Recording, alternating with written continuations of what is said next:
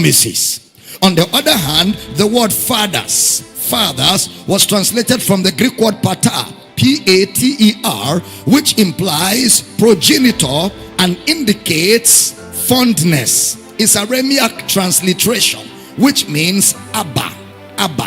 So also observe the term Holy Covenant. In that Luke chapter 1 verse 7, to put it up again, the term Holy Covenant. To perform the mercy promised to our fathers and to remember his Holy Covenant. Take note of that word, Holy Covenant. Now, the word covenant was translated from the Greek word diatheke, D-I-A-T-H-E-K-E,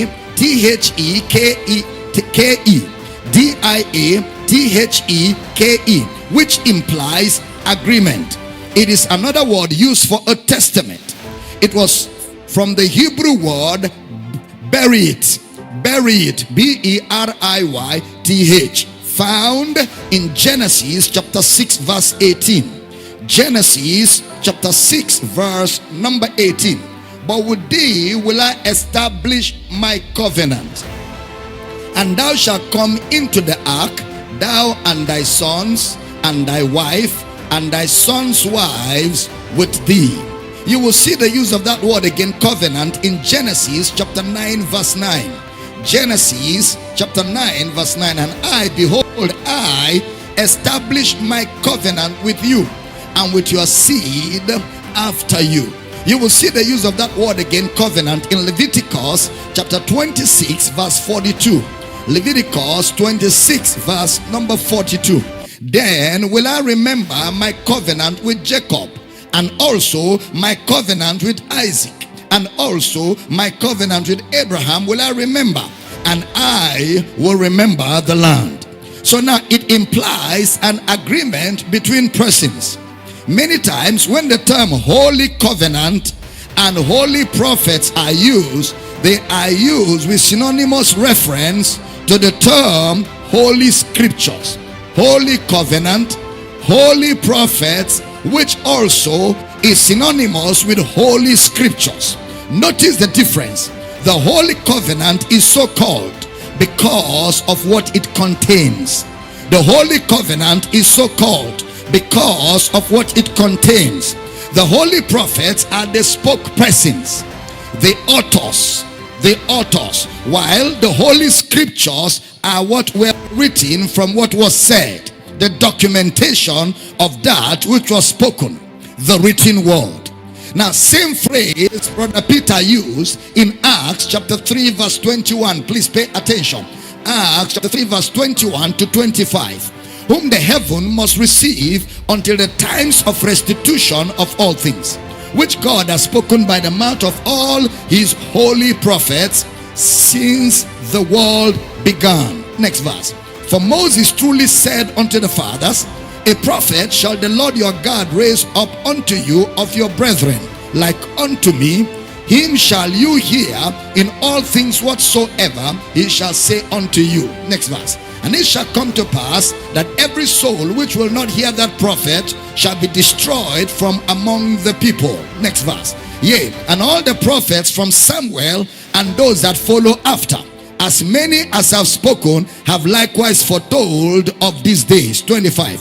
You are the children of the prophets.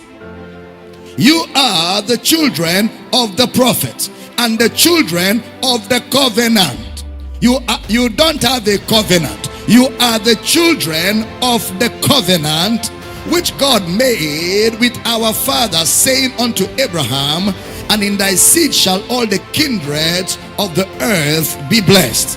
In thy seed shall all the kindreds of the earth be blessed. So Abraham, before the law came, remember, Abraham existed without the law before the law. So before the law of Moses came, Abraham enjoyed the promise.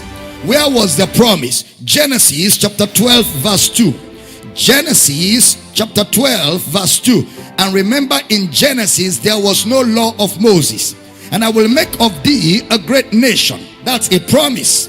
And I will bless thee and make thy name great, and thou shalt be a blessing. Next verse.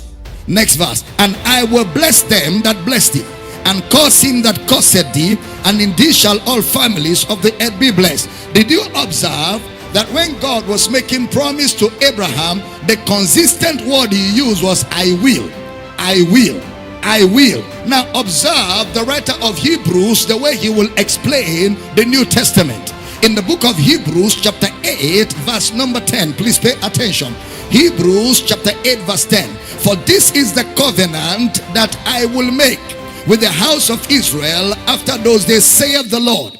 I will put my laws into their mind and write them in their hearts, and I will be to them a God, and they shall be to me a people. So in the New Testament, I will, I will, I will. What did God say to Abraham? I will, I will, I will. What about the Old Testament? Thou shalt not, thou shalt not, thou shalt not, thou shalt not. New Testament, I will, I will, I will. And that's the same thing God said to Abraham, because Abraham lived in the New Testament as a promise before Jesus came and died and fulfilled the promise and gave us the substance of the New Testament. So again, there was a promise, then the old covenant, which is the first covenant, which became the old covenant by the arrival of the New Testament. And in the New Testament, the responsibility is on God. In the Old Testament, the responsibility is on man.